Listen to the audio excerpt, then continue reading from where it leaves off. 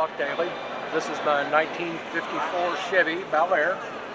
I started this build October 30th of 2018. I got the car home. It come from South Dakota. Gave $3,500 for it. $3,500? $3,500. Wow, that's fantastic. I brought the car home, dismantled it in a couple of weeks, but it's been 3 years in the making. It took 3 years to put it back together. Wow. I've got a buddy, and his name is John Sheldon.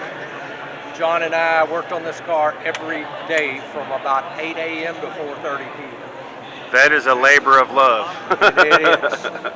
If we ever got to the point we got a little excited or something wasn't going right, we just quit for the day. Right. Okay, I get it. And so in the beginning, I wanted a 53 or a 54. I bought a 53 that was already built, and I decided it just wasn't the car I wanted.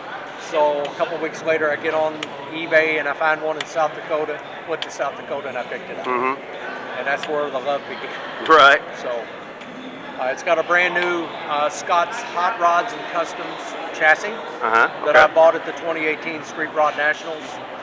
And I bought the LS engine, the same thing. I bought it at the swap meet at the Street Rod Nationals. Nice. They come out of a 2015 Chevy SS. Oh, okay. After a little bit of modification, put another cam in it. A buddy of mine, Mike Bryan, installed the cam. I was there to assist him. And the rest of it, we put the March Performance front end on it. I did. And fitted everything. This car's probably been put together 5 times. Really? And did it just like things didn't quite work out you wanted to, so you had to take it apart and start over?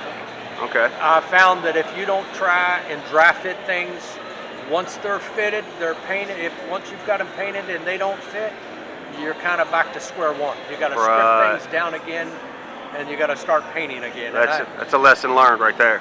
And it was. The doghouse has been off twice, even after it's been painted, because I made some rookie mistakes. As I said in the beginning, this is my first build. I've never built a car from the ground up. I forgot I didn't put the weather stripping on the doors. Right. So it was either pull the doors off or pull the fenders off, and I chose to pull the fenders and put the weather stripping around the door. Oh, wow. And not only that, the air conditioning. As you can see, there's a dryer here, but there are no hoses whatsoever in the engine compartment. That's because all the hoses run under the fender and into the driver's compartment. That's a nice detail. There's no wiring, so all the wiring is hid, pulled through, and tucked under the engine covers. Oh, okay. I had not noticed that. Thank you for pointing it out.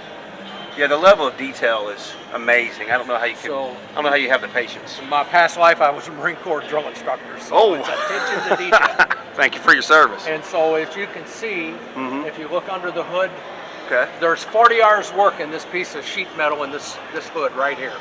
40 hours. 40 hours a week. And it was body worked, and as you can see, it's flawless. The screws and bolts and stainless steel that are used. Everything was changed.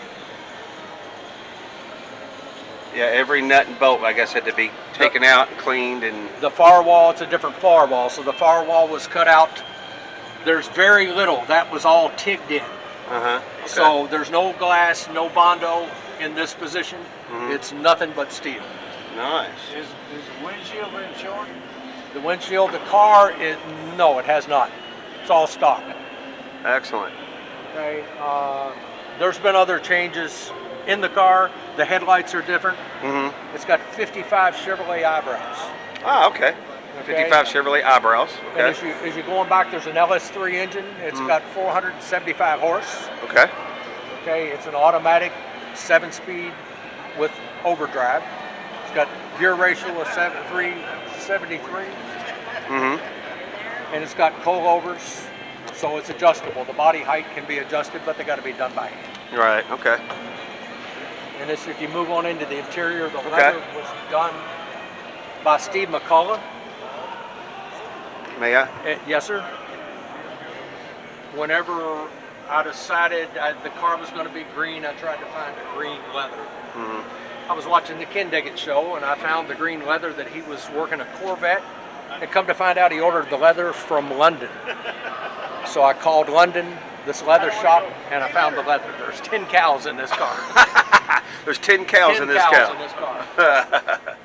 Well, that is fantastic. I can't believe how good that. Like, I don't think I'm afraid to get too close to it. It has a backup camera Mm-hmm. that comes on the LCD here. Okay. It has an auto temperature control in the little device beneath the radio. Mm-hmm. It has power windows. It has power door locks. And this little switch right here, I call it my bridge toe switch because Okay. it puts my license tag up and down. Ah. And I'm just teasing on the bridge toe Right, because right. it won't be there. It has a Dakota instrument cluster. Mm-hmm. And with the LS engine, there's some things you need to monitor. So the little square box in that instrument cluster is actually for the LS engine. Ah, okay, I see. Okay. Very cool. It has power seats. I took the heated element out, but it has lumbar, it has forward, it has all it's 6-way adjustable power seats. So this is the first vehicle you've ever had in a car show? First vehicle I built, and Wow. the first vehicle I've really. I put it in the Street Rod Nationals this year, but it wasn't complete. Wow. Well, I appreciate you taking the time, and congratulations on the win, sir. You're obviously got this figured out. Thank you very much.